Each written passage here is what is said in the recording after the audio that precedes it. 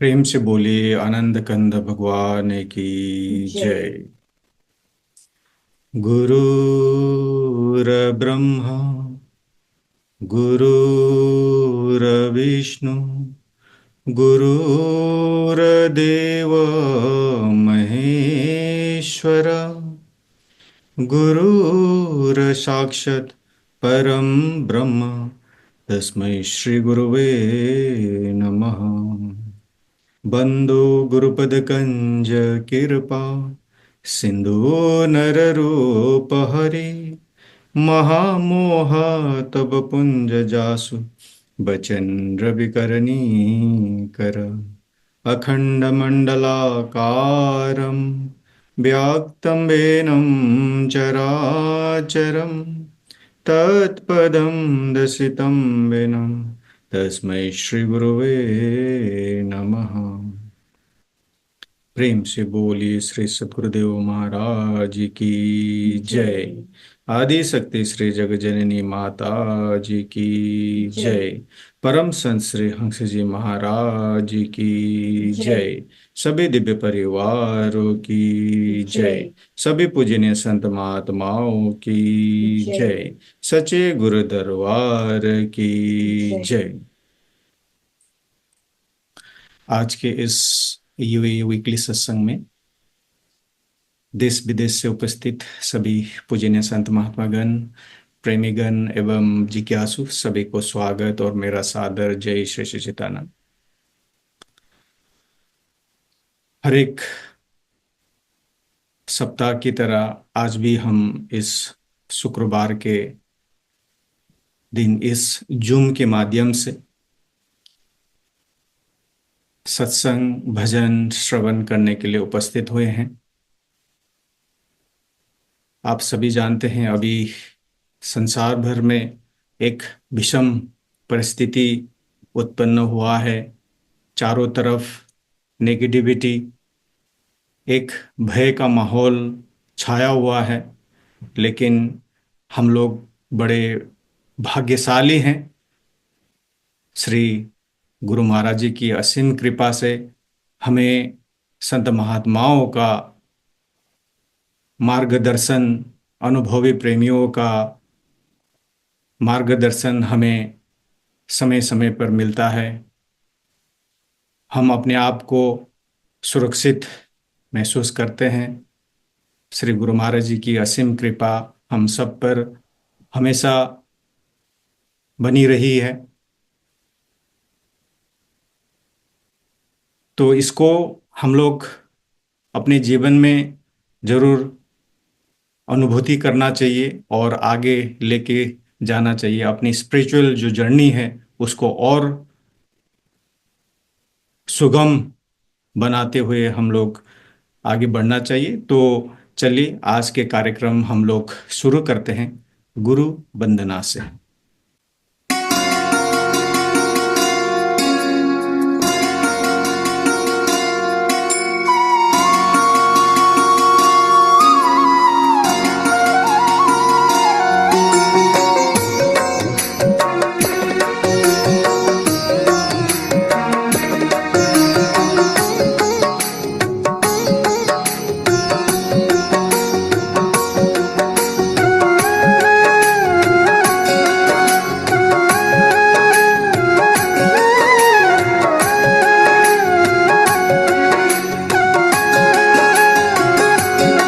गुरु चरण कमल बलिहारी रे, प्रभु चरण कमल बलिहारी रे।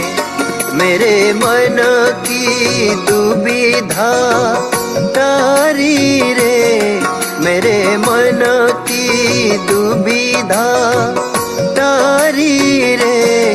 गुरु चरण कमल बलिहारी रे, प्रभु चरण कमल बलिहारी रे।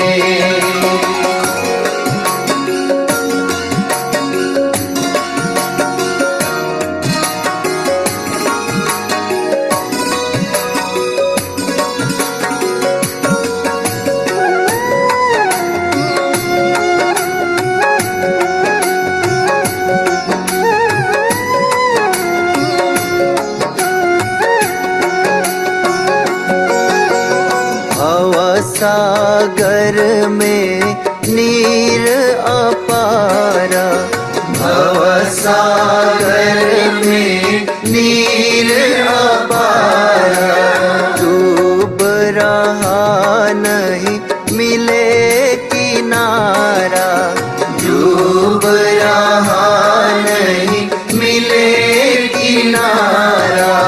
पल में लिया उबारी रे, प्रभु पल में लिया उबारी रे। गुरु चरण कमल बलिहारी रे, प्रभु चरण कमल बलिहारी रे।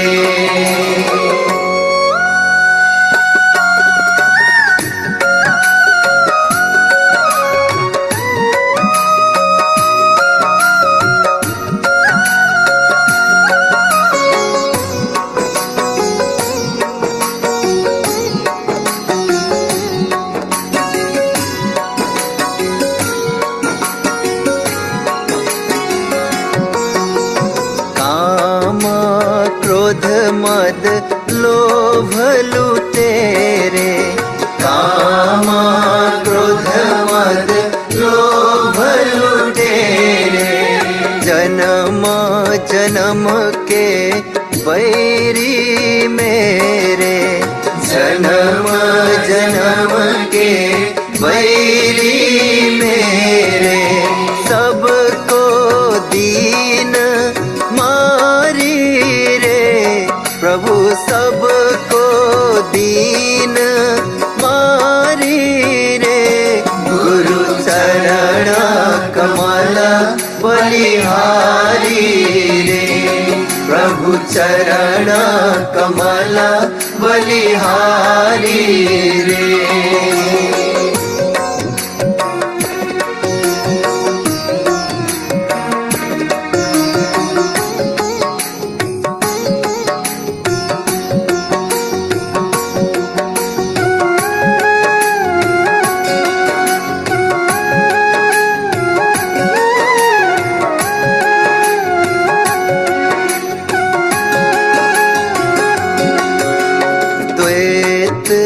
भाव सब दूर कराया, द्वैत भाव सब दूर कराया। पूरण ब्रह्म एक दर्शाया, पूरण ब्रह्म एक दर्शाया। घट घट ज्योत निहारी रे, प्रभु घट घट ज्योत निहारी रे। गुरु चरण कमल बलिहारी रे, प्रभु चरण कमल बलिहारी रे।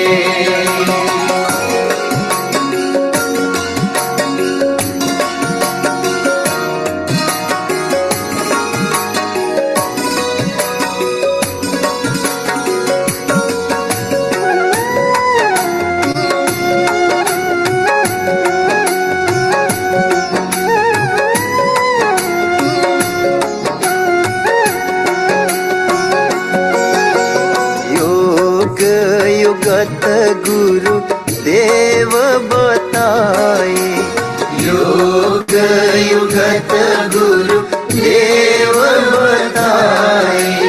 ब्रह्मानंद शांति मन आए, ब्रह्मानंद शांति मन आए।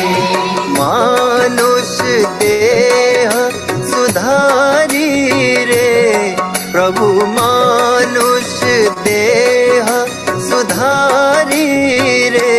गुरु चरण कमल बलिहारी रे, सद्गुरु चरण कमल बलिहारी रे।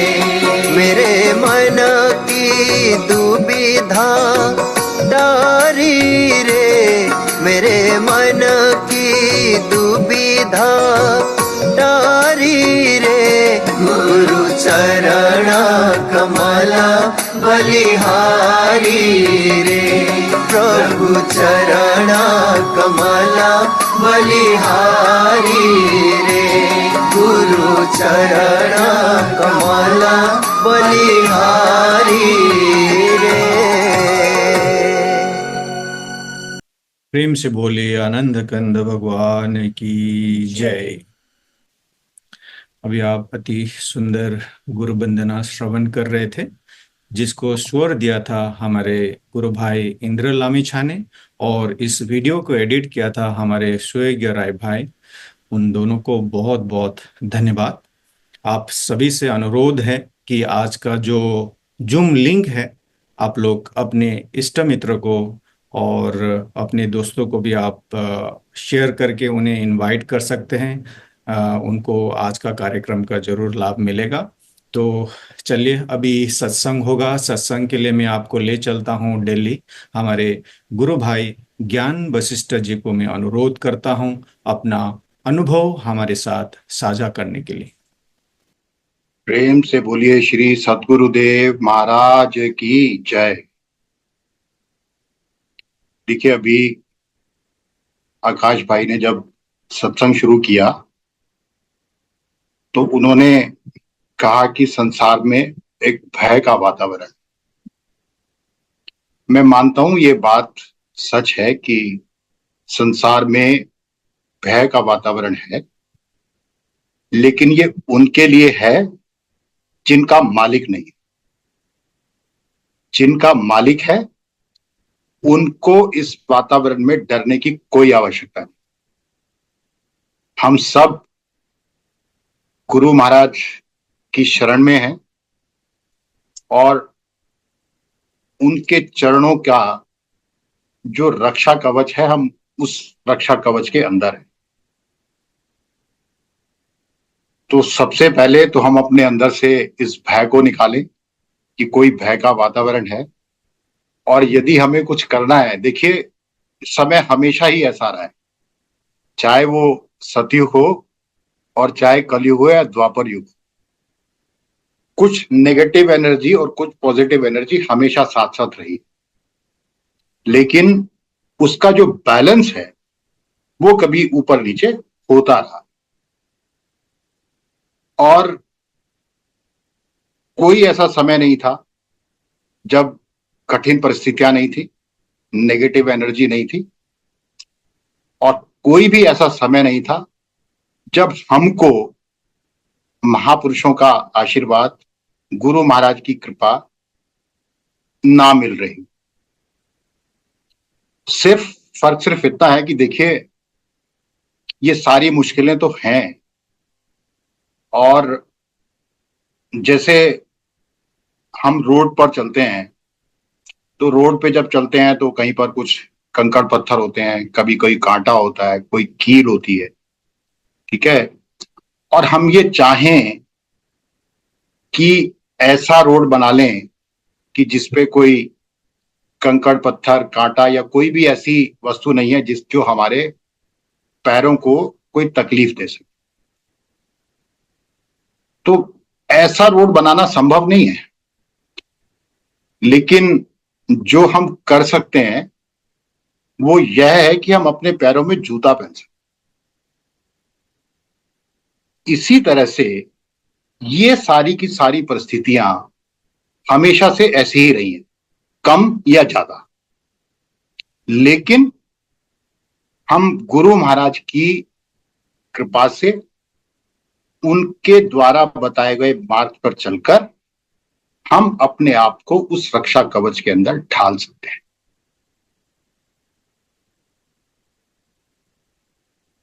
देखिए, ये ठीक है कि भय का वातावरण है।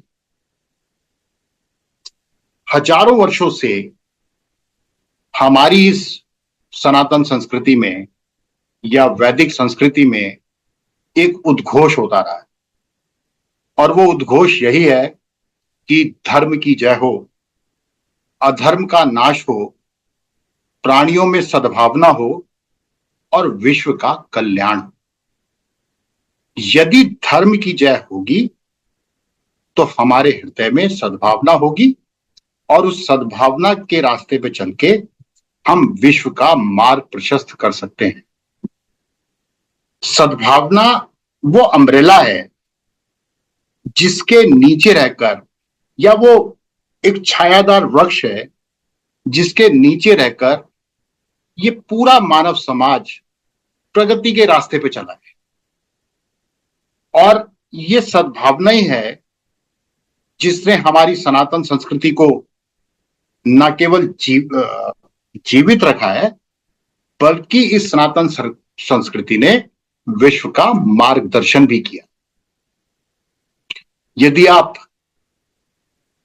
भारत की तरफ देखेंगे तो भारत ने पूरी विश्व व्यवस्था में, पूरे विश्व की जितनी सभ्यताएं हैं, उन सभी पर एक महत्वपूर्ण प्रभाव डाला है। इसकी समृद्ध संस्कृति ने, इसके प्राचीन इतिहास ने और डाइवर्सिफाइड कल्चर ने विभिन्न क्षेत्रों में बहुत अधिक योगदान दिया है। धर्म के क्षेत्र में, फिलॉसफी के क्षेत्र में, साइंस के क्षेत्र में और आर्ट के क्षेत्र में आपको ये सब, यदि आप पुराने टेक्स्ट को देखेंगे तो ये सब आपको देखने को मिलेगा। जो नोन सबसे पुरानी जो सभ्यता है, जो ओल्डेस्ट सिविलाइजेशन जिसके बारे में भारत में, जिसके बारे में हम जानते हैं, वो देखिए सिंधु घाटी की सभ्यता। और सिंधु घाटी की सभ्यता हमको अर्बनाइजेशन को सिखाती है कि आज से 5000 साल पहले शहर किस तरह के थे और उन्होंने कितनी एडवांस टेक्निक का इस्तेमाल किया, जिससे शहरों में उनका जीवन बहुत उन्नत तरीके से था। अब देखिए, अभी हमने बात की कि प्राणियों में सद्भावना हो और विश्व का कल्याण। सद्भावना का जन्म कहां से हो? सद्भावना प्रकट कब होती है? आज पूरे विश्व को हम कहते हैं सद्भावना की जरूरत है, सद्भावना की जरूरत है, लेकिन सद्भावना प्रकट होती कब है? सद्भावना का आधार क्या है? देखिए, सद्भावना का आधार है धर्म। यदि आप, सद्भावना एक रूफ है ना, एक यदि छत है, तो आप देखेंगे कि प्रेम, करुणा और क्षमा उसके सपोर्टिंग पिलर्स हैं। और ये तीनों सपोर्टिंग पिलर धर्म पे आधारित है, उनका फाउंडेशन धर्म है। और यदि हमारे हृदय में धर्म प्रेरित प्रेम, करुणा और क्षमा होगी तो हमारे हृदय में सद्भावना भी होगी। और यदि हमारे हृदय में सद्भावना होगी तो इस समाज में, विश्व में सद्भावना होगी। और उसी सद्भावना की छत्र छाया में हम सभी प्रगति कर सकते। इसलिए यदि हम चाहते हैं कि समाज में सद्भावना हो, तो यह परम आवश्यक है कि हम सबसे पहले धर्म को समझें और धर्म का पालन करें। और देखिए, धर्म का पालन करने के लिए गुरु महाराज हमें इंस्पायर करते। हम गुरु महाराज से प्रार्थना करें कि गुरु महाराज हमको धर्म के मार्ग पे चलने की प्रेरणा और शक्ति दें। जीवन की किसी भी परिस्थिति में हम धर्म का पालन करना ना छोड़ें। और ये तभी संभव हो सकता है जब गुरु महाराज के श्री चरणों में हमारा अटूट विश्वास होगा, यदि गुरु महाराज की लीडरशिप में हमारा भरोसा होगा, यदि गुरु महाराज की शिक्षा में, गुरु महाराज को यदि हमने अपना दिल से स्वीकार कर लिया है, तो उनकी शिक्षाओं में यदि हमारा विश्वास होगा तो हमारे हृदय में सद्भावना भी होगी और धर्म के मार्ग पर भी हम चलेंगे। देखिए, अयोध्या में जब 14 वर्ष का वनवास काट के प्रभु श्री राम वापस आए और उन्होंने अपनी प्रजा को दिशा निर्देश दी, है ना। महाराज जी कभी अपने सत्संग में सुनाते हैं कि ओ रहूं एक सुगुप्त मत, सबही करहूं कर जोर, शंकर भजन बिनु न नर, भक्ति ना पावे। और ऐसे बहुत सारे दिशा निर्देश किए, और उनकी प्रजा ने प्रभु श्री राम के नेतृत्व, जो लीडरशिप थी, उस लीडरशिप में विश्वास किया। और जब वह उस पर विश्वास किया और उनके बताए हुए रास्ते पर जब वो चले, तो अयोध्या में राम राज्य आया। और तभी लिखा गया कि दैहिक दैविक भौतिक तापा, राम राज नहीं काहुई व्यापा, सब नर करही परस्पर प्रीति। यही है ना सद्भावना, कि सब नर करही परस्पर प्रीति, चलही स्वधर्म निरत श्रुति नीति। कि सब अपने अपने धर्म का पालन कर रहे हैं। तब वेदों में वर्णित जो दिशा निर्देश हैं, उन दिशा निर्देशों का पालन कर रहे हैं, अपने अपने धर्म का पालन कर रहे हैं। और जब हम गुरु महाराज की लीडरशिप में भरोसा रखते हैं, तो वह काम करने में सक्षम हो जाते हैं जो कि असंभव है। देखिए, मैं आपको 2-3 छोटे छोटे एग्जाम्पल दूंगा, और शायद मैं अपनी बात को ज्यादा अच्छी तरह से एक्सप्लेन कर पाऊंगा। देखिए, हम सभी हनुमान जी के बारे में सुने, और हनुमान जी को भक्तों में सर्वश्रेष्ठ माना गया। पर वो भक्तों में सर्वश्रेष्ठ क्यों हैं? वो भक्तों में सर्वश्रेष्ठ इसलिए हैं क्योंकि उनका विश्वास गुरु महाराज के चरणों में है, उनका विश्वास भगवान श्री राम के चरणों में है। वाल्मीकि जी ने जब हनुमान जी के कैरेक्टर को डिफाइन किया, तो वो क्या लिखते हैं? मनोजवम मारुत तुल्य वेगम जितेंद्रियम बुद्धिमताम वरिष्ठम वातात्मजम वानर यूथ मुख्यम। ये सारे गुण उनको बताए। क्या बताए? कि वो कितने, उनके अंदर चपलता कितनी है, जैसे मन की गति के अनुसार, जैसे मन पल पल, जिसकी स्पीड बहुत फास्ट है ना, तो ऐसा उनका एक्शन है। चलते कैसे हैं? जैसे हवा चलती है, मारुत तुल्य वेगम, जैसे हवा चलती है। और उन्होंने अपनी इंद्रियों को जीता हुआ। He is the master of his senses. और जितने भी वाइज पर्सन है, जितने भी वाइज मैन हैं, उन सब में वो बेस्ट हैं। बुद्धिमतम वरिष्ठम वातात्मजम, किसके पुत्र हैं वो? सन ऑफ विंड गॉड, पवन पुत्र हैं। मंकी आर्मी के चीफ हैं वो, वानर यूथ मुख्यम। लेकिन वो हैं क्या? कि वो श्री राम दूतम शरण प्रपद्ये, कि वो श्री राम के दूत हैं। यदि आप देखिए हनुमान जी के कि पंच तत्वों में से एक है वायु। 5 तत्व में माना जाता है ना कि शरीर की रचना हुई, सृष्टि की रचना हुई। उनमें से एक तत्व है वायु, वो वायु के पुत्र, मां अंजनी के बेटे हैं वो, भगवान शंकर के मानस पुत्र हैं वो, ब्रह्मा जी उनके गुरु हैं। इंद्र ने उन्हें वरदान दिया है कि वो पानी में नहीं डूब सकते। अग्नि ने वरदान दिया है कि वो उन्हें जला नहीं सकती है। लेकिन इतनी सारी डिग्रीज होने के बावजूद जब मां सीता ने उनसे पूछा कि आप कौन हो, तो अपना परिचय कैसे देते हैं?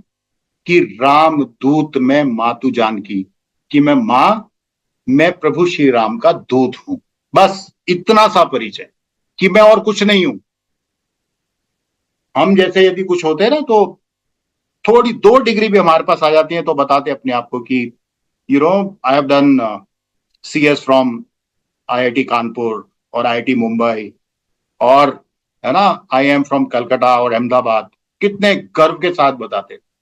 लेकिन उनके पास उस समय की वो सारी डिग्री, उन सारी डिग्री होने के बावजूद वो क्या कहते हैं कि राम दूत में मातु जानकी, और शपथ भी किसी खाते हैं जिनके वो दूत हैं, सत्य शपथ कहूं करुणा निधान की। और देखिए इसी एक लाइन में अपना पूरा परिचय उन्होंने दे कि मेरी जो हैसियत है वो सिर्फ इतनी है कि मैं प्रभु श्री राम का दूत हूं। और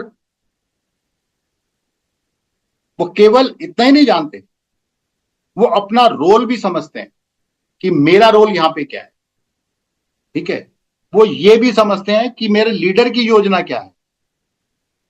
आप जानते हैं कि जो जिस राम शिव धनुष के लिए जो स्वयंवर रचा गया, ठीक है, उसको मां सीता ने कुछ साफ कर ली थी तो उसको सिर्फ लेफ्ट हैंड से उठा लिया।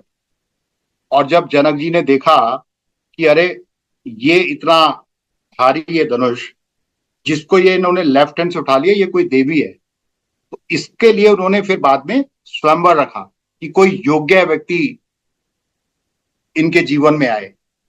तो जो इतना शक्तिशाली हो, आप और हम समझते हैं कि वो रावण क्या उनको छू सकता था क्या? लेकिन ये एक योजना थी पूरी दुनिया से आतंक को समाप्त करने की। इसलिए ये जानते हुए भी कि इतनी सारी जिनके पास क्वालिटीज हो, जो अग्नि जिनको जला नहीं सकती, ब्रह्मा जी जिनके गुरु हों, शिव जी के पुत्र हों, उनको क्या किसी का भय था? कोई भय नहीं था। वो चाहते तो मां सीता को अपने साथ ही ले जाते, और उन्होंने मां सीता को कहा भी ये बात कि अभई मात मैं जाऊं लवाई, कि मैं आपको अभी अपने साथ लेके जा सकता हूं, ये कोई भी राक्षस मुझको रोक नहीं सकता। लेकिन प्रभु आयुसीन नहीं राम दुहाई, मैं श्री राम के चरणों की सौगंध खा कहता हूं कि उनकी आज्ञा नहीं है। देखिए यदि वो उनको अपने साथ ले जाते तो ये सारी की सारी जो प्रभु की योजना थी इस पूरे टेरर नेक्सस को खत्म करने की, वो योजना वहीं की धरी रह जाती। तो क्योंकि उनको अपनी लीडरशिप में भरोसा था, वो जानते थे कि प्रभु राम की शक्ति क्या है, वो ये भी जानते थे कि इसके पीछे योजना क्या है, इसलिए उन्होंने अपने रोल से ज्यादा बाहर जाके कोई भी काम नहीं किया। और जब लंका में गए, वो सब आपने पढ़ा है कि किस तरह से उन्होंने लंका में अपने इस कार्य को अंजाम दिया, किस तरह से उन्होंने रावण को वहां पर फेस किया, ये आप सब अच्छी तरह से जानते। तो आज यदि हनुमान जी की इतनी महानता है, हनुमान जी के चरित्र को लोग इस तरह से पढ़ते हैं, देखते हैं, तो उसका सिर्फ एक रीजन है कि उन्होंने प्रभु श्री राम के चरणों में, अपने गुरु महाराज के चरणों में विश्वास किया, विश्वास रखा। देखिए मैं आपको दूसरा एग्जांपल देता हूं कि आप जानते हैं कि भाई प्रभु श्री राम जो है बहुत विनम्र, ठीक है, उनके चेहरे पे एक मुस्कुराहट है, वो अपने टीम मेंबर को एनकरेज करते हैं और वो सारे प्रयोजन करते हैं जिससे उनका टीम मेंबर अपने पोटेंशियल को डिस्प्ले कर सके। इसलिए वो एक आइडियल लीडर है, अपने टीम मेंबर का आत्मविश्वास को बढ़ाते हैं। देखिए जब युद्ध शुरू होने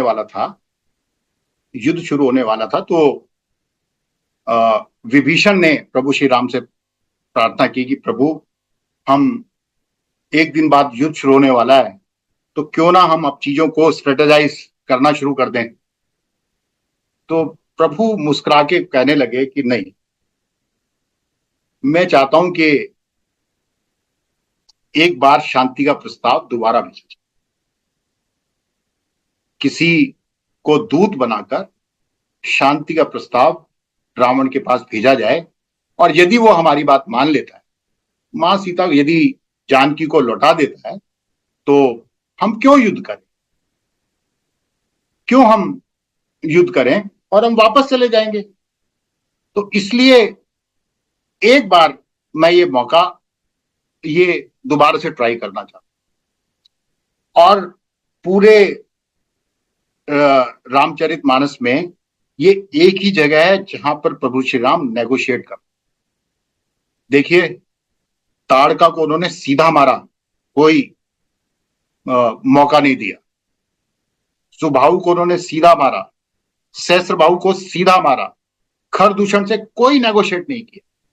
और दुनिया में आज भी उसी डिप्लोमेसी को अडॉप्ट किया जाता है। स्लीपर सेल्स को कोई नेगोशिएट नहीं करता है, स्लीपर सेल्स को लोग सीधा, स्लीपर सेल को सिर्फ खत्म किया जाता है। लेकिन यहां पे बात एक दूसरे देश की थी, लंका दूसरा देश था, दूसरा राज्य था, इसलिए नेगोशिएट करना और शांति का प्रस्ताव भेजना जरूरी था।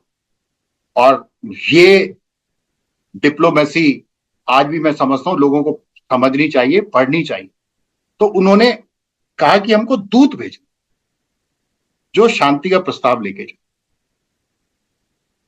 तो हनुमान जी खड़े हो गए। हनुमान जी खड़े हो तो राम ने कहा नहीं, आप पहले जा चुके हो, आप नहीं जाओ। और उन्होंने अंगद को चुना कि अंगद जाएंगे। क्यों चुना कि देखिए, जब दक्षिण तट पर जब पूरी सेना जब पहुंची, हनुमान जी, जामवंत जी, अंगद जी पहुंचे, तो अंगद जी वहां पर बोलते हैं कि देखिए, मैं लंका में जा तो सकता हूं, पार तो कर सकता हूं, लेकिन वापस लौट के आने में मुझको संशय है। अंगद कही जाऊं मैं पारा, जिया संशय कछु फिरती बात। कि मैं चला तो जाऊंगा, जाने में कोई संशय नहीं है, लेकिन लौट कर आऊंगा या नहीं आऊंगा, इसको लेके मेरे हृदय में संशय है। ठीक है, क्योंकि अंगद को एक उनके जो गुरु थे, ऋषि, उनका श्राप था कि अक्षय कुमार के सामने जब भी लड़ेंगे तो अक्षय आपके प्राण चले जाएंगे। तो वो एपिसोड कभी बाद में डिस्कस करेंगे। तो इसलिए उसको यह था कि यदि मैं लंका में जाऊंगा तो वहां अक्षय कुमार मेरे सामने होगा और मैं मारा जाऊंगा। और इसमें जो कार्य, जो इंफॉर्मेशन मुझको प्रभु श्री राम को शेयर करनी है, वो इंफॉर्मेशन में शेयर नहीं कर पाऊं।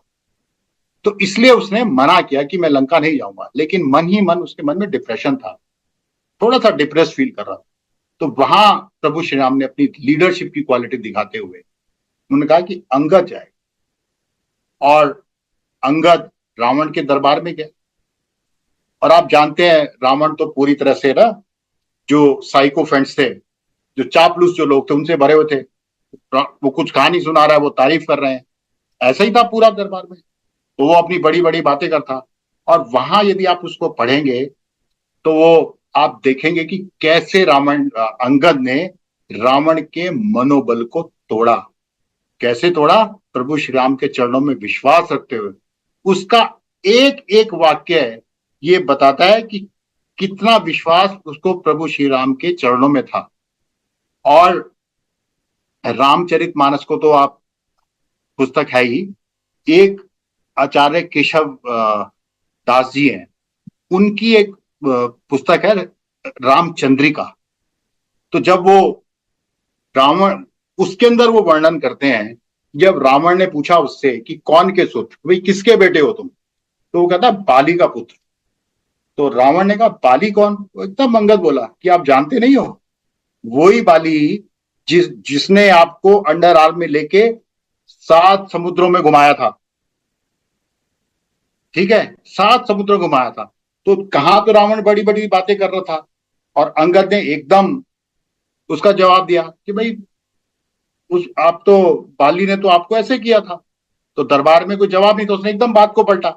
बात पलट के कहता है भाई कहाँ है वो वीर? तो वो कहता है कि वो तो देवलोक चले गए। उन्होंने कहा देवलोक? देवलोक में क्यों गए? बोला जी प्रभु श्री राम के जो बाण रूपी विमान थे, उस पे बैठ के वो देवलोक में चले गए। तो रावण उससे बात करता है और कैसे वो मनोबल तोड़ रहा है। ठीक है, वो कहता भी आप लोग सागर पार करके कैसे आए? तो एक ही बात बोलता है, ज्यों गोपथ, कि जैसे गाय के चारों पैर ना, कभी आप गाय को देखिए, वो कीचड़ में चारों पैर नहीं रखेगी, वो एक पैर रखेगी गाय का, हल्की सी जगह पे बस पैर रखे, और बाकी वो कीचड़ को पार कर ले ना। जैसे गोपथ, सागर पार करना कोई बड़ी बात नहीं हमारे लिए, जैसे गोपथ। बोला आने का कारण? बोला जी देखो, हम किष्किंधा में रहते थे, और किष्किंधा में रहते हुए हमने सोने का चोर देखा है, चांदी का चोर देखा है, कीमती जो पत्थर है उनको चुराने वाले चोर देखे हैं, लेकिन किसी स्त्री चोर को नहीं देखा था। तो बस आज उसको देखने के लिए आए। आप सोचिए कितना मनोबल टूटा होगा जब अंगद ने भरे दरबार में एक राजा को ये बातें सुनाई होगी। उसके बाद जब बातचीत हुई, उसने बहुत सारे प्रलोभन दिए कि भाई तू मेरी साइड आ जा, ठीक है, और अपनी बड़ी बड़ी बातें उसने की। तो वहां पे आचार्य केशव जी लिखते हैं कि सिंधु, अंगद जवाब देता है कि सिंधु तरो उनको बन रहा, तुझ पे धनुरेख गई ना तरी। कि बंदर तो थोड़ा ग्रेसफुल वर्ड है, ही यूज बन रहा, कि कोई छोटा सा बंदर, जिसका एक छोटा सा बंदर सागर पार करके लंका में आ गया, ठीक है, और तुम पे उनके भाई के द्वारा खींची हुई बारीक लाइन भी पार नहीं हुई, ठीक है, आपका और प्रभु श्री राम का क्या कंपैरिजन। वो बड़ी बड़ी बातें करता ना, मैं ऐसा मैं ऐसा, तो उसने उसको आईना दिखाने की कोशिश की कि सिंधु तरो उनको बन रहा, तुझ पे धनुरेख गई ना तरी, बांधो ही बांधत सो ना बंधो, उन वारिद बांध के बाट गई। बोला चलो बंदर तो आ गया, पार कर लिया, आपने उसको पकड़ भी लिया, लेकिन पकड़ के आप उसको बांध नहीं सके। एक छोटे से बंदर को आप बांध नहीं सके, और प्रभु श्री राम ने सागर को बांध के सागर पार करने का रास्ता बना दिया। आपका और प्रभु श्री राम का क्या कंपैरिजन। वो कहता है कि आज आपको, क्योंकि आप अहंकार वश हो, इसलिए आपको श्री रघुनाथ का जो प्रताप है वो तुम्हें समझ में नहीं आएगा। लेकिन एक छोटी सी बात और समझ लो कि आपने उनकी थोड़ी सी पूंछ पर पूरे शहर का तेल लगा दिया, कपड़ा लगा दिया, और उसको जलाने की कोशिश की। वो पूंछ तो जली नहीं, अपना पूरा नगर जला लिया। कहां आप और कहां प्रभु श्री राम।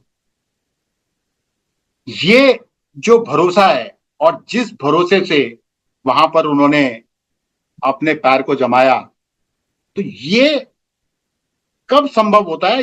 हम जब हमें प्रभु के श्री चरणों का, गुरु महाराज के श्री चरणों का भरोसा होता है, और जब ये भरोसा होता है तो हम वो असंभव काम भी करने में सक्षम हो जाते हैं, जिससे, जो कि साधारणता असंभव है, उन कार्यों को भी हम करने में सक्षम हो जाते हैं। देखिए ये भरोसे की सारा चीज है, भरोसा। आपने कहा ना भयंकर वातावरण है, लेकिन हमको गुरु महाराज के चरणों में भरोसा रखना है। हमारे लिए, हमें कोई कष्ट आने वाला नहीं। देखिए आज से करीब 1972 में, 1972 में एक डिक्टेटर आ गया था युगांडा में, ईदी अमीन करके, और उसने वहां पे एक ऑर्डर पास कर दिया कि भाई जितने भी इंडियंस हैं और जितने भी और लोग हैं वो सब युगांडा को खाली करके जाएं और या इसको छोड़ दें। 2 दिन का टाइम दिया। उसमें टाइम में भी ये कंडीशन था कि केवल जो क्लोथ्स हैं बस वो पहन के जाएंगे, बाकी इवन हाथ में रिस्ट वॉच भी अलाउड नहीं था। पासपोर्ट, टिकट और शरीर पे कपड़े, उसके अलावा कोई भी सामान अपने साथ, कोई सूटकेस, कोई बैग लेके नहीं जा सकते थे, क्योंकि युगांडा उससे पहले ब्रिटिश रूल में था, तो उन लोगों के पास ब्रिटिश पासपोर्ट था। तो वो लोग यहां से यूके चले गए। यूके जब चले गए, वहां पहुंचे और कुछ भी नहीं था उनके पास। तो वहां पर कुछ लोगों ने पूछा कि भाई अब क्या करोगे। करीब 55,000 लोग थे ऐसे, और जिसमें मेनली गुजराती कम्युनिटी थी। तो उसने लोग जो प्रेस रिपोर्टर्स थे उन्होंने पूछा कि भाई आप क्या करोगे। तो उन्होंने कहा कि देखो, जब दशकों पहले हमारे पूर्वज, या वर्षों पहले हम जब युगांडा में गए तो हमारे पास कुछ भी नहीं था, लेकिन हमने मेहनत की और प्रभु ने हमारा साथ दिया, हमारे ऊपर कृपा की, और हम वो सब कुछ हासिल कर सके जो कि शायद हम गुजरात में भी नहीं कर पाते। और यहां भी वही मेहनत करेंगे और प्रभु का आशीर्वाद, प्रभु का कृपा रहा तो यहाँ पे आपको वो सब कुछ वापस मिल जाएगा। तो उस ऐसी स्थिति में जब आदमी सब कुछ खो सका, अपने माइंड को कैसे उन्होंने स्टेबल किया? प्रभु की कृपा के सहारे। उनका जो भगवान के अंदर भरोसा था, उसने उसके माइंड को स्टेबल रखा, और वो दे बाउंस बैक। बाद में उन्होंने सब कुछ खड़ा किया। तो मैं सिर्फ इतना ही कहना चाहता हूं कि जब गुरु महाराज के चरणों में, ईश्वर के श्री चरणों में हमारा विश्वास होगा तो उनकी सर्वव्यापकता का हम अनुभव कर पाएंगे। और जब उनकी सर्वव्यापकता का अनुभव करेंगे तो उनके प्रतिनिधि बनकर, उनके रिप्रेजेंटेटिव बनकर समाज में जिएंगे। और उस हमारे एक्शन से जो हमारी पर्सनालिटी में निखार आएगा, जो एक उज्जवल, एक ब्राइट जो कैरेक्टर समाज के सामने आएगा, वो हमारे अंदर भी स्टेबिलिटी को लाएगा, हमारे मन को सशक्त बनाएगा।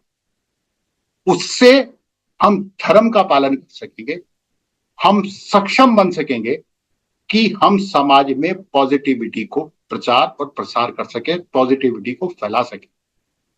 और एक बात देखिए, मैं हमेशा कहता हूं कि हम सभी देखो अनंत की यात्रा पे निकले हैं और अनंत को पाना चाहते हैं। और जब गुरु महाराज के चरणों में हमारा विश्वास होगा तो हमारी ये जो अनंत की यात्रा है, ये अनंत की यात्रा सुखद हो जाएगी, हमारा रास्ता आसान हो जाएगा। एक्स्ट्रा जो बैगेज है वो हमारी लाइफ से हट जाएगा। जब कम बैगेज होता है तो यात्रा करना आसान होता है। तो मैं सिर्फ इतना कह के वाणी को विश्राम देता हूं। आपने सुना, आपने मुझको अपनी सेवा का अवसर दिया, इसके लिए बहुत बहुत धन्यवाद। प्रेम से बोलिए श्री सतगुरुदेव महाराज की जय। प्रेम से बोलिए श्री सद्गुरुदेव महाराज की जय। आदि शक्ति श्री जगजननी माता जी की जय। हमारे गुरु भाई ज्ञान वशिष्ठ जी को अति प्रेरणादायक सत्संग विचार से हम सबको लाभान्वित किया। आपको बहुत बहुत हृदय से धन्यवाद देना चाहते हैं। चलिए अभी एक छोटा सा भजन होगा। भजन के लिए मैं आमंत्रित करता हूँ हमारे गुरु बहन हर्षिता मिश्रा जी, जो लखनऊ से हमारे साथ जुड़े हुए हैं। प्रेम से बोलिए सतगुरुदेव महाराज की जय। आदि शक्ति जगत जननी श्री माता जी की जय। गुरुर् ब्रह्मा गुरुर्विष्णु गुरुर्देवो महेश्वरा गुरुर् साक्षात् परं ब्रह्म तस्मै श्री गुरुवे नमः। तस्मै श्री गुरुवे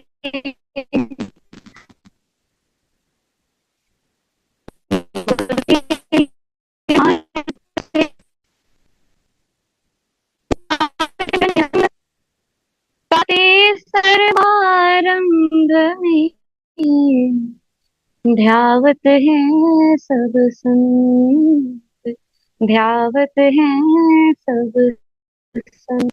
प्रेम से बोलिए सतगुरुदेव जी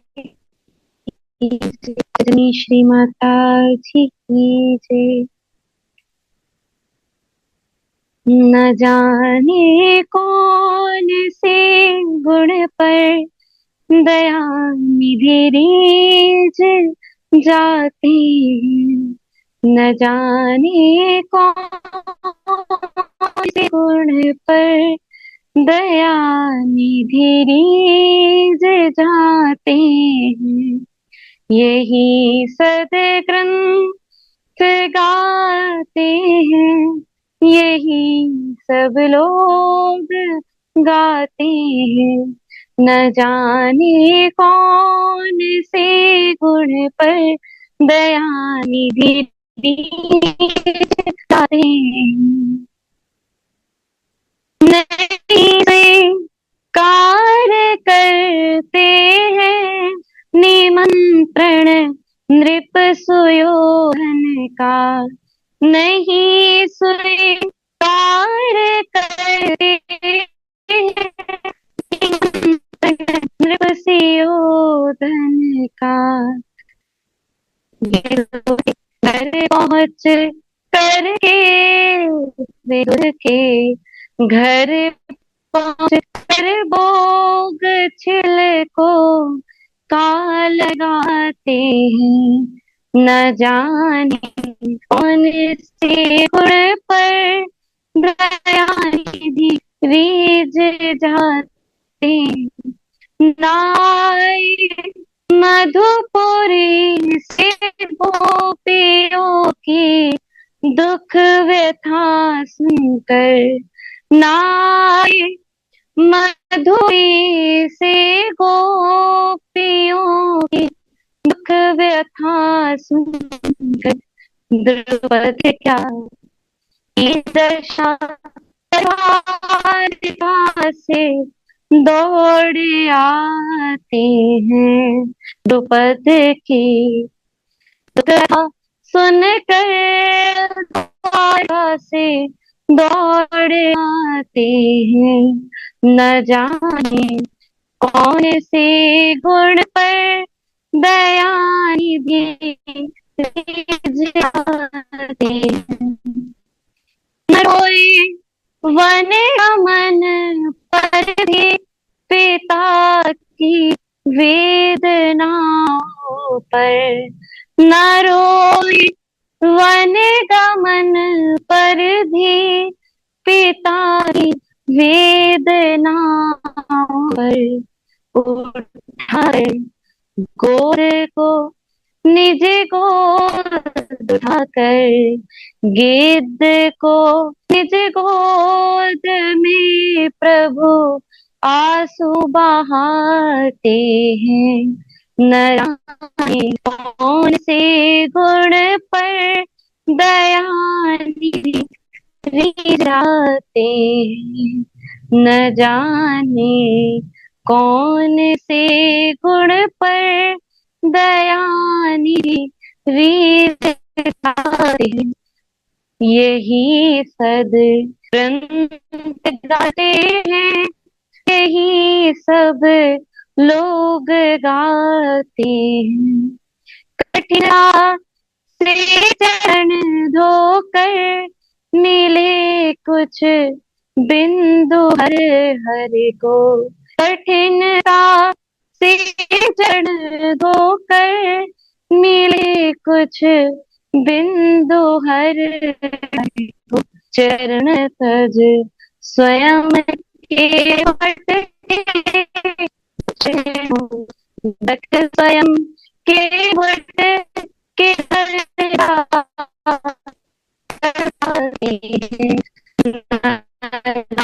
कौन से गुण पर दया निधि रीझ जाते हैं।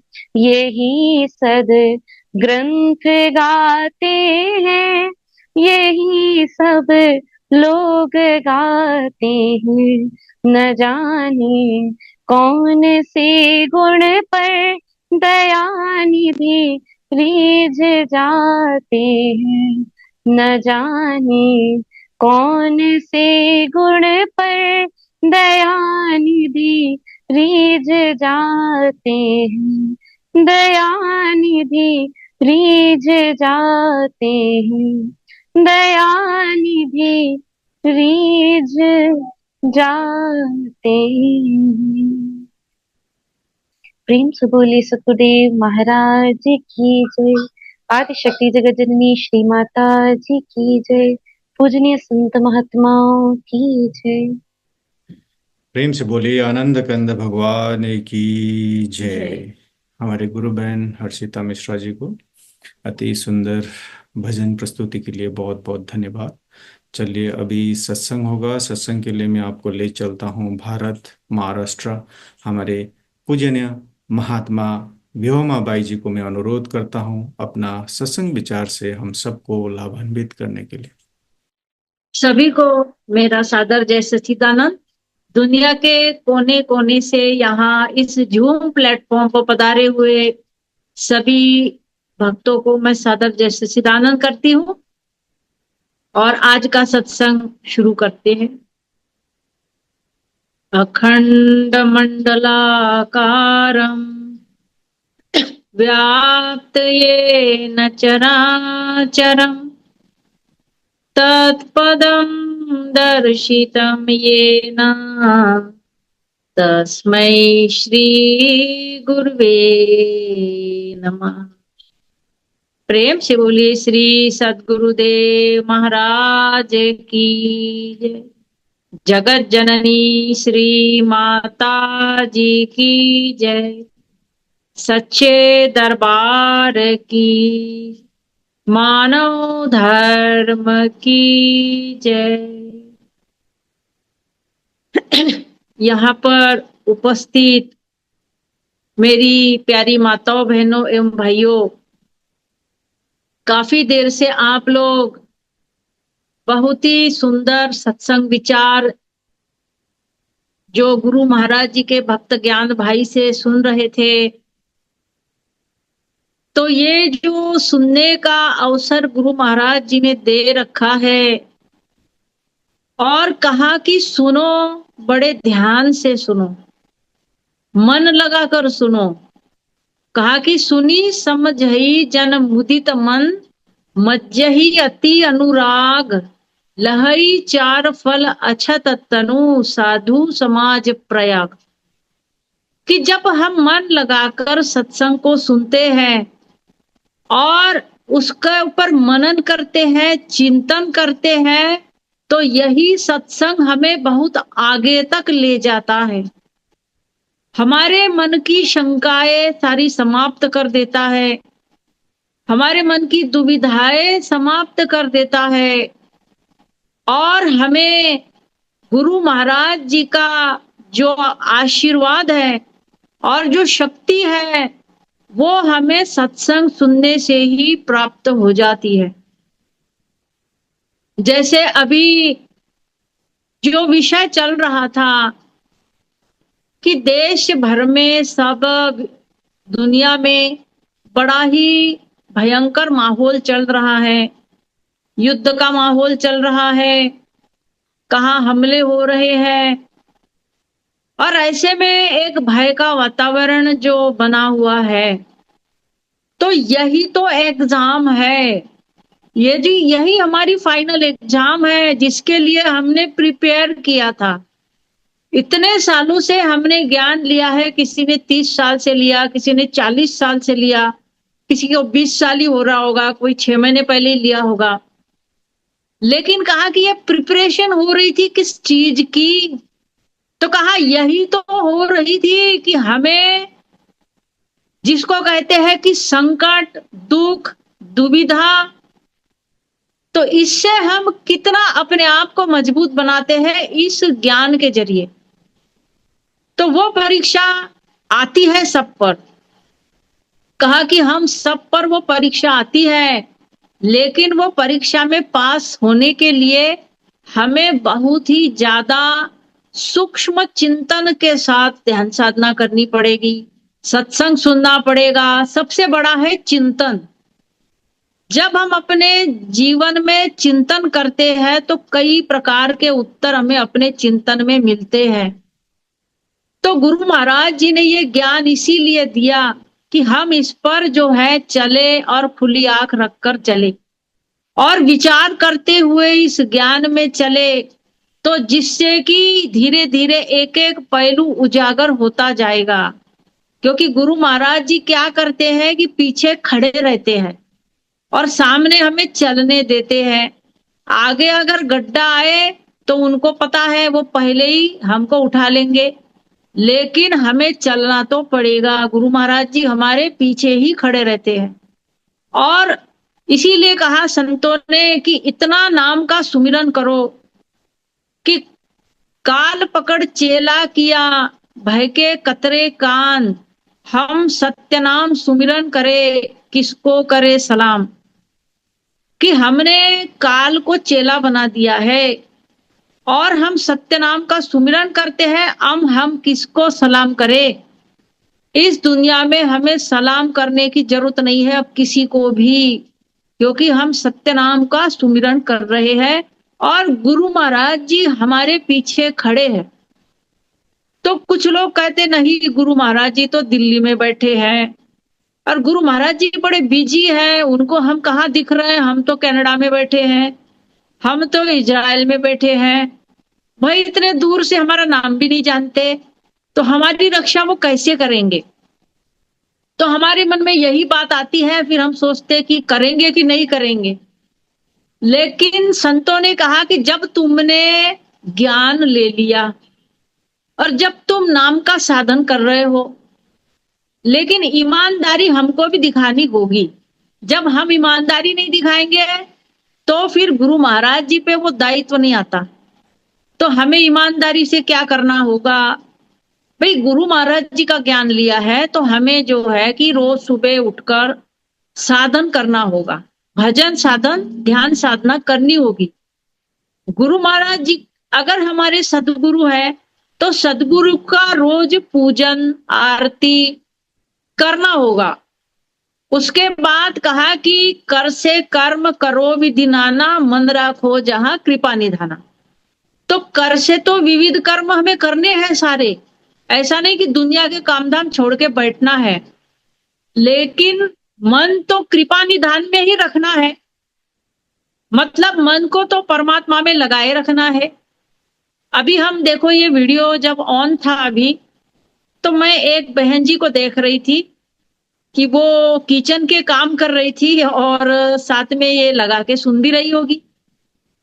तो वो नल पे कुछ धो रही थी सब्जी वगैरह, तो वो भी वीडियो में दिख रहा है क्योंकि उनका वीडियो उधर ही फेसिंग था। तो हमने सोचा कि एक जगह टेबल पे कहीं ये मोबाइल रख के सुन रही है और साथ में काम भी कर रही है।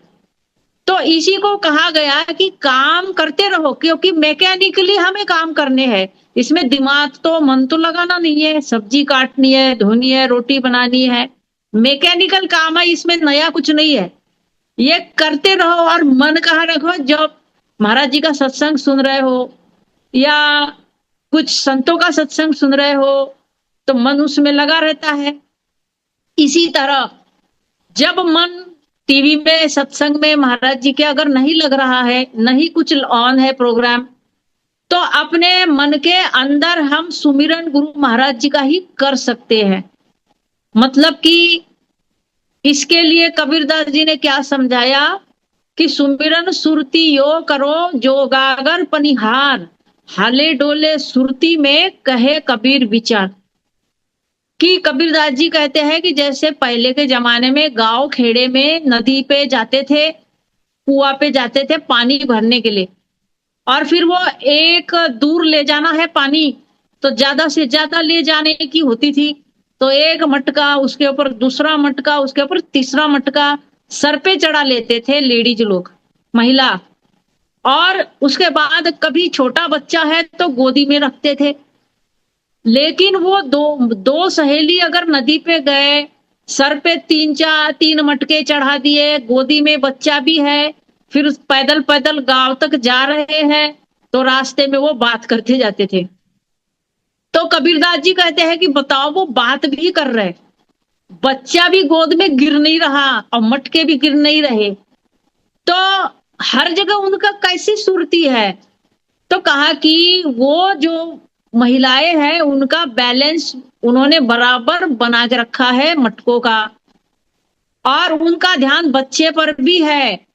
तो ये इसी को कहा कि इसी प्रकार से सुमिरन हमें भी करना है कि अनेक तरह के बिजी होकर दुनिया में रहना है। दिन रात हमारी किसी के साथ अपॉइंटमेंट है, किसी से मिलना है, नौकरी पे जाना है, कई काम होते हैं, लेकिन इतने काम तो करने ही है।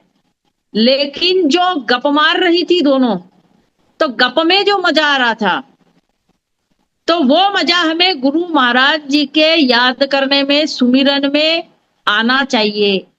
मतलब हमारा मन चाहिए गुरु महाराज जी में ही।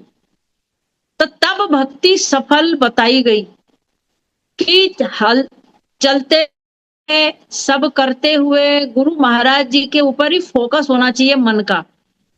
और ये नहीं कि मैकेनिकल, कि जैसे नहीं जी ज्ञान लिया है तो फटाफट एक अगरबत्ती जलाई और आरती कर ली, फिर रख दिया और अपने मस्त हो गए, इतने मस्त हो गए, दुनिया में हो गए कि फिर हम केवल नाम के ज्ञानी हो जाते हैं और मन पूरा माया में लगा लेते हैं। तो जब मन पूरा माया में लगा लेते हैं तो हमारे संत कहते हैं कि उसी से अटैचमेंट इतनी ज्यादा हो जाती है हर चीज के साथ, हमारी घर के साथ, बच्चों के साथ, तो उस अटैचमेंट के कारण दुख उपजता है।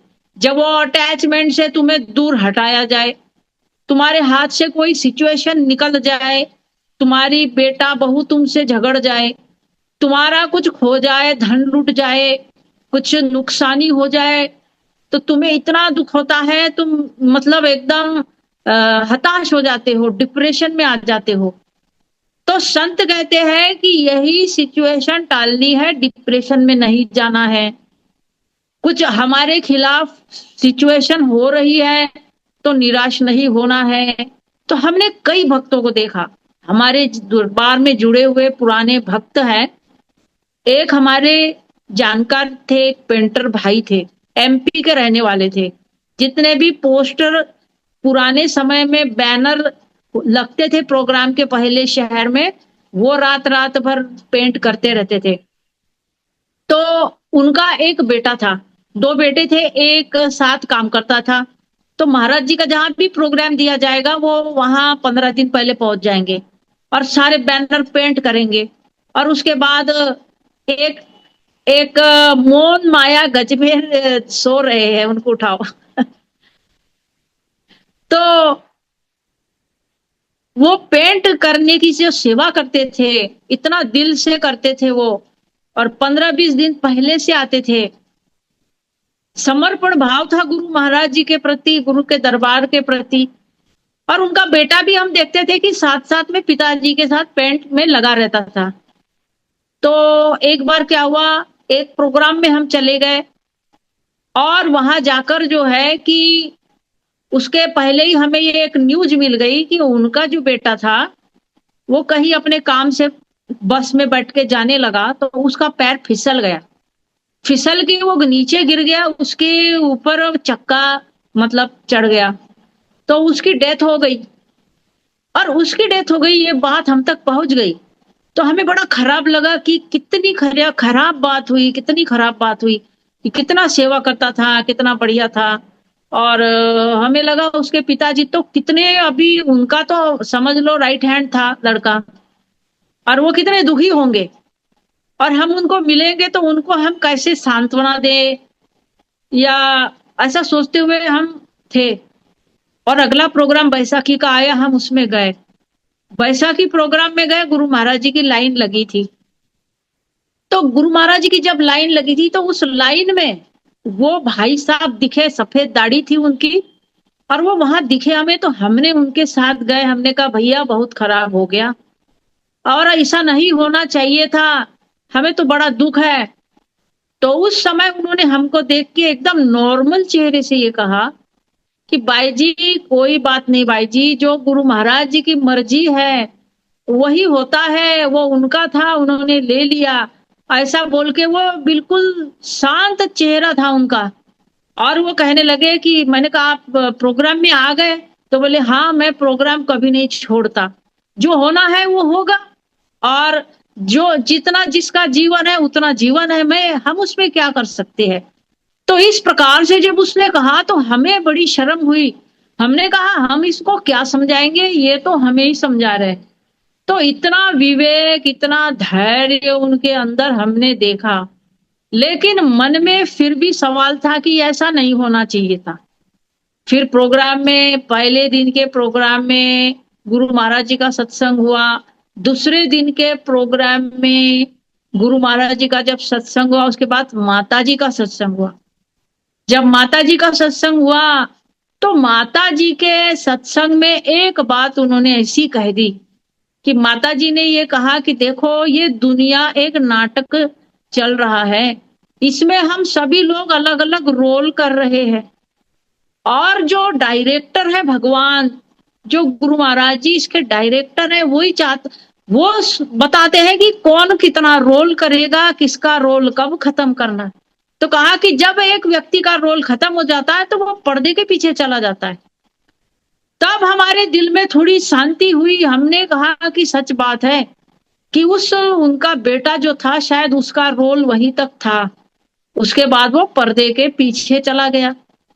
और पर्दे के पीछे चला गया तो क्या वो कहीं कुएं में थोड़ी गिर गया? वो तो गुरु महाराज जी के नजर में है, गुरु महाराज जी के साथ है, और गुरु महाराज जी उसकी आत्मा को और कौन सा आगे मुकाम पे ले जाएंगे वो तो गुरु महाराज जी जानते हैं। तो ये धैर्य हमने उस भक्त में देखा। तो यही धैर्य है, यही नॉन अटैचमेंट जिसको कहा गया कि मोहग्रस्त नहीं होना है, अपना भी समझना है, लेकिन मोहग्रस्त इसके बिना मैं नहीं जीवन काट सकता, और यही मेरा बुढ़ापे का सहारा है, और ये इसको देखूंगा तब मुझे खुशी होगी, इसका परिवार देखूंगा, बाल बच्चे नाती पोते, तब मेरे को खुशी होगी।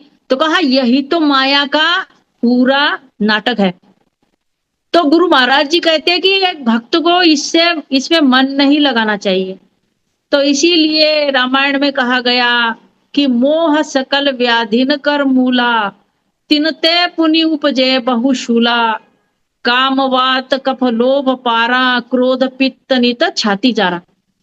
कि सबसे बड़ी व्याधि अगर कोई है तो मोह की व्याधि है, और जो मोहग्रस्तता अगर समाप्त हो जाए तो फिर तुम्हारा जीवन समझ लो कि एकदम हल्का हो गया, जो जैसे कि बर्डन हट गया सारा, और तुम फ्री हो गए। तुम फ्री हो गए इस जाल से, तुम्हें इतना आनंद आएगा, इतना अच्छा लगेगा।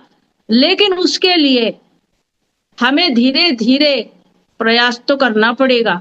मोह से हटने के लिए देखो, एक बार बीरबल और अकबर एक दरबार में बैठे हुए थे, तो एक व्यक्ति आया, उसने कहा कि मैं जमीन पे एक लाइन खींचता हूं। उसने लाइन खींची और फिर सबसे कहा कि बताओ ये लाइन को छूना नहीं है, टच नहीं करना है, लेकिन उसको छोटा करके दिखाओ। तो राजा अकबर ने कहा सभी दरबार वालों से कि करो भाई, बहुत बड़ा इनाम दूंगा, ये लाइन को टच नहीं करना है, छूना नहीं है, लेकिन छोटा कर देना है, ये नहीं कि रबड़ से मिटा दो, टच ही नहीं करना है। तो सारे देखते रह गए, बोले ये तो असंभव है, ये तो हो ही नहीं पाएगा। तो उसके बाद बीरबल की तरफ महाराज मुड़े और कहने लगे कि बीरबल बताओ, क्या तुम भी नहीं कर सकते इसको? तो बीरबल बोला मुझे बस आज्ञा दो, मैं इसको छोटा कर दूंगा। तो महाराज ने कहा जाओ इस लाइन को छोटा कर दो।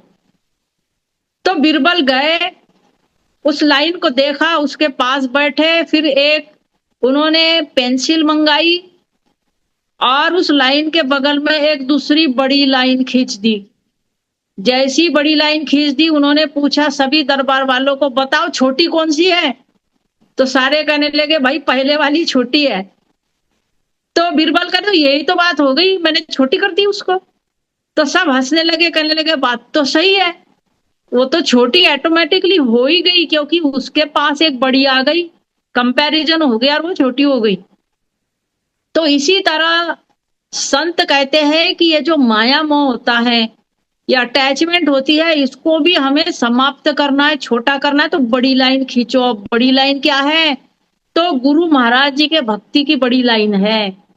और कहा कि अपना मन जो है भक्ति में लगा दो, सेवा में लगा दो, सत्संग में लगा दो, और धीरे धीरे इतना इस साधना को बढ़ाओ, अपनी साधना जो है नियम से रोज करो, और उसके बाद तुम देखना कि कैसे तुम्हारे मन से सारा मोह दूर हट जाता है।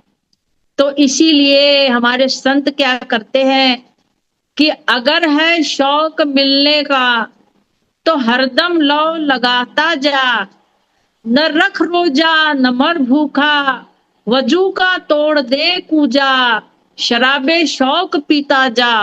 अगर है शौक मिलने का तो हरदम लौ लगाता जा। कि अपने गुरु महाराज जी के नजदीक तुम्हें जाना है, रोज मिलने की इच्छा हो रही है, तो तुम ध्यान लगाओ। ये नहीं कि दिल्ली का टिकट निकालो और जाओ, वो रास्ता नहीं है। गुरु महाराज जी दिल्ली में नहीं है, गुरु महाराज जी तुम्हारे अंदर है, तुम्हारे साथ में है, और उनसे मिलना है।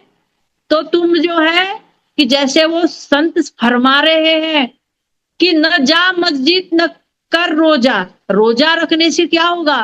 भूखा बैठने से क्या होगा? कुछ भी नहीं होगा। हरदम लौ लगाता जा। लौ का मतलब है ध्यान लगाओ, अपनी सुरती को चढ़ाओ, श्वासों में लगा के सुरती को ऊपर चढ़ाओ, नीचे लाओ, ऊपर चढ़ाओ, और फिर गुरु महाराज जी तुम्हें अपने हृदय में ही दर्शन देंगे। तो गुरु महाराज जी का जो अनुभव है हमें बहुत अपने नजदीक ही आएगा। एक और उदाहरण हमारे साथ बताते हैं क्या हुआ।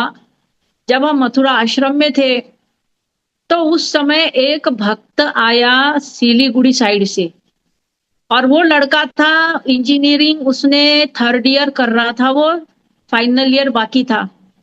अचानक उसके मन में बैराग आया, और बैराग आके वो सीधा सोचने लगा कि मैं पंजाबी बाग आश्रम में जाके सेवा करूंगा और अभी वहीं रहूंगा। तो इस प्रकार से वो अपने घर से निकल के आया। तो आकर एक दिन तो उसने वृंदावन और सब कुछ देखा और आश्रम में रुका। तो कहने लगा कि भाई जी मैं तो दरबार में रहना चाह रहा हूँ, तो मेरी बात करा दो। तो मैंने कहा ठीक है। तो पंजाबी बाग से अमृत भाई जो थे उनको हमने फोन लगाया, और फोन लगा के उससे बात करा दी। तो अमृत भाई बोले बड़ी अच्छी बात है, आप दरबार में सेवा करना चाह रहे हैं तो आ जाइए, और उनको हाँ बोल दिया। उसके बाद वो तैयारी करने लगे कि चलो कल मैं निकल जाऊंगा दिल्ली के लिए, और ये कहते हुए कि भाई जी सुबह हम निकल जाएंगे तो हम नाश्ता खाना जो भी है, हमने कहा ठीक है हम तैयार हो जाएगा, तुम चले जाना। उसके बाद सुबह वो गए ही नहीं। तो मैंने कहा भाई आप तो जाने वाले थे ना, अब जाने का कैंसिल कैसे हो गया? तो कहने लगे कि भाई जी क्या बताऊं, रात में मैं यहाँ जब सोया था हॉल में, तो मैंने ये देखा कि एक दरवाजा पीछे का जो है खुल गया, और सीधे गुरु महाराज जी चल के आ गए। और चल के आगे कहते हैं कि तू कहाँ जा रहा है, तेरी माँ वहां रो रही है, कहाँ जाके भाग रहा है तू? तो मैंने सपना जैसे ही आँख खुली मेरे को टेंशन हो गई। मैंने घर में फोन लगाया तो पिताजी ने उठाया। पिताजी बोले तेरे जाने के बाद तेरी माँ का रो रो के बुरा हाल है, तू अभी वापस आ जा और तू फाइनल ईयर कर ले फिर चले जाना। तो वो सोचने लगा कि ऐसा ही करता हूँ। जब गुरु महाराज जी ने मुझे डांट दिया कि तू यहाँ क्या कर रहा है, तेरी माँ वहां बहुत बीमार हो रही है, रो रो के बुरा हाल है। तो गुरु महाराज जी को उस माँ की भी कितनी चिंता थी कि वो रो रो के वो भी भक्त थी। तो ये गुरु महाराज जी की आज्ञा समझकर वो आगे जाने का कैंसल किया और घर में लौट गया। लेकिन हमने ये देखा कि सचमुच गुरु महाराज जी को कितनी चिंता अपने भक्तों की है, और ऐसा नहीं कि अभी दरबार जाने से ही सब हो जाता, अगले साल भी वो जा सकता है। तो गुरु महाराज जी को तो सबकी परवाह है, गुरु महाराज जी को तो एक उनके भक्त की भी परवाह है। तो गुरु महाराज जी सब जगह देख रहे हैं। हमको लगता है गुरु महाराज जी कहीं सुन नहीं रहे, देख नहीं रहे, पर हमारे साथ क्या हो रहा है क्या नहीं हो रहा, हम कब दुखी हो रहे, सब गुरु महाराज जी की उस पे नजर है। इसीलिए कि हमें कभी चिंता नहीं करनी चाहिए जीवन में, कि इसीलिए कहा कि ज्ञान मिला तब जानिए जब मन में उठे हुक्क, और गुरु मिला तब जानिए जब दिल से मिट जाए धुक। कि मन में एक बैराग आ जाए, हुक उड़ जाए, और ज्ञान मिलने से जो मन में एक उत्साह आ जाता है, तो उसको कहा कि हुक उड़ना। और जो धुक धुक हमारे दिल में पड़ी रहती है, कुछ काम बिगड़ जाए, धुक धुक, कोई चला गया और धुक धुक, कोई ये नहीं होगा कि नहीं, धुक धुक। तो कहा कि भक्त का पहला लक्षण है कि उसके दिल में धुक धुक होता ही नहीं है, वो गुरु महाराज जी के भरोसे बैठा रहता है और गुरु महाराज जी सब कुछ संभाल लेते हैं। तो इसीलिए जीवन में हमें गुरु महाराज जी का ही भरोसा करना चाहिए और गुरु महाराज जी का ही विश्वास करना चाहिए। तभी हमारे धीरे धीरे ये जो अध्यात्म का मार्ग है वो हमारा परिपूर्ण होगा। अंतिम लक्ष्य मुक्ति का है। वो लक्ष्य, जैसे वो भाई सुना रहे थे कि हमारी तो जर्नी अनंत तक चल रही है, और ये जर्नी किस किस की चल रही है, हमारी नहीं चल रही। इसमें तो शिव जी भी आगे चल रहे हैं, मतलब शिव जी भी वो अनंत की जर्नी पे है, तभी तो कैलाश पे ध्यान लगाते हैं। कि अगर कुछ मिला ही होता तो ध्यान ही नहीं लगाते। पर वो भी और आगे निकलता जाना चाह रहा है, ब्रह्मा जी भी प्रयास कर रहे हैं। कहते हैं कि कमल नाल के अंदर कई हजार किलोमीटर वो चलते गए, पर अंत नहीं मिला था ब्रह्मा जी को। जब वो कमल पे प्रकट हुए थे, नाभि से ब्रह्मा विष्णु जी के, तो उन्होंने भी नहीं समझ पाए कि मैं आया कहां से हूं। तो शिव जी भी उसी निर्गुण तत्व की अंतिम खोज में निकले हुए हैं, और हम भी उस तत्व की खोज में निकले हुए हैं। और लेकिन एक बात का हमें खुशी है कि गुरु महाराज जी हमारे साथ है, और हमारे जीवन में गुरु महाराज जी वो ज्ञान जरूर हमारे प्रकट होगा। तो इतना कहते हुए, और हम बड़े भाग्यशाली हैं, और आज का ये सत्संग विचार और यहाँ उपस्थित रहने का अवसर हमें दिया, उसके लिए हम सबका धन्यवाद करते हैं। आकाश भाई का भी धन्यवाद करते हैं। और आप सभी को आने वाला दिन, आने वाला साल मंगलमय हो, भक्तिमय हो, यही शुभकामना करते हुए आज का सत्संग विचार यही समाप्त होता है। प्रेम से बोलिए श्री सद्गुरुदेव महाराज की जय। प्रेम से बोलिए आनंद कंद भगवान की जय। आदि शक्ति श्री जगत जननी माता जी की जय। हमारे पूजनीय महात्मा व्योमा बाई जी को अपना अमूल्य सत्संग विचार से हम सबको लाभान्वित करने के लिए बाई जी को बहुत बहुत धन्यवाद। हमारे गुरु भाई ज्ञान वशिष्ठ जी को भी बहुत बहुत धन्यवाद, और हमारे गुरु बहन हर्षिता जी को भी बहुत बहुत धन्यवाद। और आज के इस कार्यक्रम में जितने भी महानुभाव देश विदेश से जुड़े हुए हैं, आप सभी को भी बहुत बहुत धन्यवाद। आप सभी जानते हैं हमारा ये UAE weekly satsang every Friday Dubai time 8 PM to 9:15 PM तक होता है। और जिस जूम लिंक से आप लोग जुड़े हुए हैं, एवरी फ्राइडे सेम लिंक पर ही ये कार्यक्रम होता है। तो नेक्स्ट वीक आप लोग जब जुड़े तो इस लिंक को भी आप लोग शेयर करें अपने इष्ट मित्र को, अपने दोस्तों को, उन्हें भी इनवाइट करें सो दैट ये कार्यक्रम का उन्हें भी लाभ मिले। और अगर किसी कारणवश आपको ये लाइव प्रोग्राम छूट जाए तो इसका रिकॉर्डेड सत्संग हमारे वीकली सत्संग यूट्यूब चैनल पर भी अपलोड होता है, तो उसमें भी जाके आप लोग देख सकते हैं, उसे भी शेयर कर सकते हैं। और हमारे समिति का फेसबुक पेज मानव धर्म और यूट्यूब चैनल मानव धर्म में भी आप लोग जाके हमारे सद्गुरुदेव श्री महाराज जी का और दिव्य परिवार का सत्संग प्रवचन आप लोग श्रवण कर सकते हैं। हमारे अनुभवी संत महात्माओं का भी प्रवचन उसमें अपलोड किया गया है, उसे भी जाके आप लोग सब्सक्राइब कर सकते हैं, देख सकते हैं। तो चलिए आज का कार्यक्रम हम लोग यहीं पर समाप्त करते हैं। एक छोटी सी प्रार्थना से मैं बाई जी को अनुरोध करता हूँ प्रार्थना के लिए।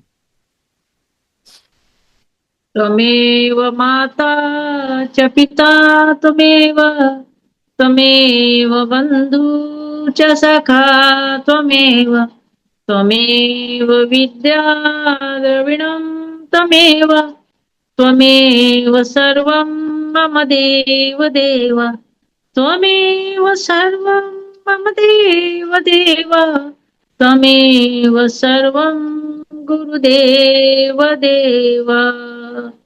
प्रेम से बोलिए श्री सद्गुरुदेव महाराज की जय। जगत जननी श्री माता जी की जय। सच्चे दरबार की जय। मानव धर्म की जय। 2 मिनट सभी लोग सुमिरन करेंगे।